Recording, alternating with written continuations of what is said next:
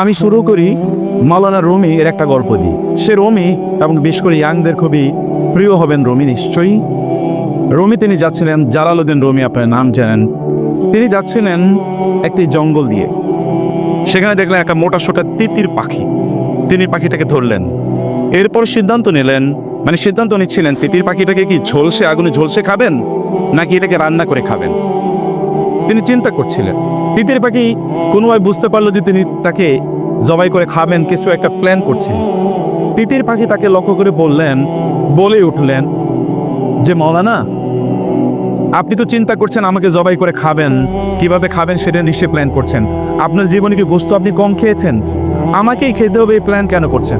বরং আমাকে ছেড়ে দেন, আমি আপনাকে 3টি উপদেশ দেব।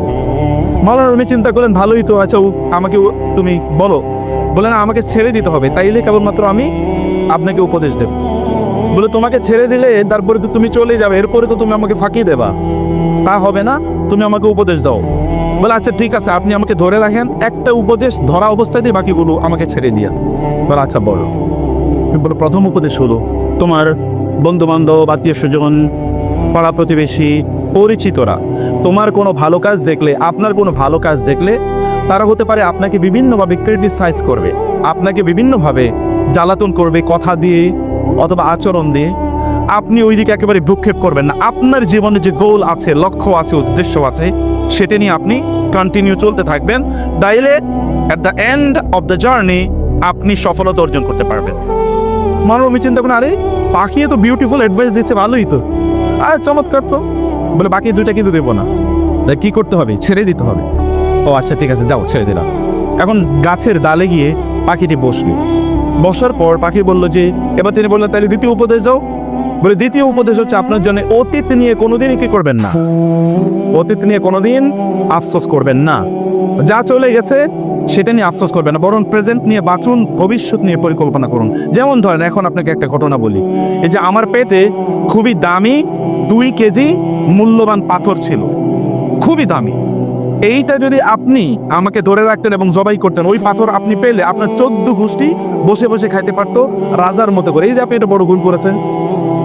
এটা শোনার পর তো রুমির মাথা গরম।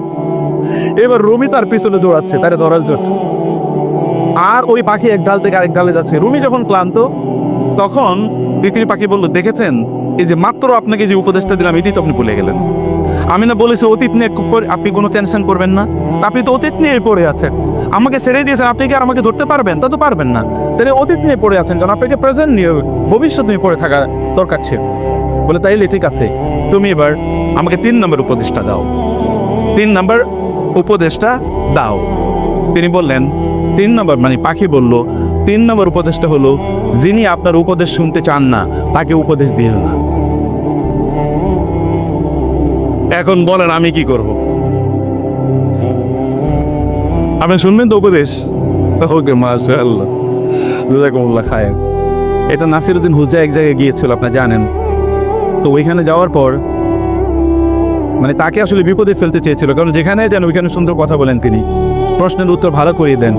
তো এবার এমন প্রশ্ন করলো যে প্রশ্নের উত্তর উনি জানেন না।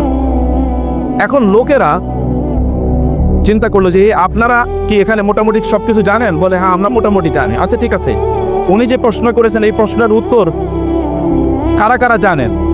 তো একেবারেই জানেন এরকম তো বলতে পারেন। একজন লোক হাত তুললো, একেবারে হালকা করে যে জানি, আর আরেক দল হাত তোলে নেই। তিনি বললেন যে যারা জানেন তারা অন্যকে জানিয়ে দেন, আসসালামু আলাইকুম রহমতুল্লাহ। তা আমি হয়তো যা বলবো হতে পারে most of the things will be known to you, but still it is a reminder. এটা একটা রিমাইন্ডার, কারণ আল্লাহ সুবহানাহু ওয়া তাআলা বলেছেন, ফাযাক্কির ফাইন্না যিকরা তানফাউল মুমিনিন। মুমিনদেরকে স্মরণ করিয়ে দিন, কারণ মুমিনদেরকে যদি স্মরণ করিয়ে দেওয়া হয়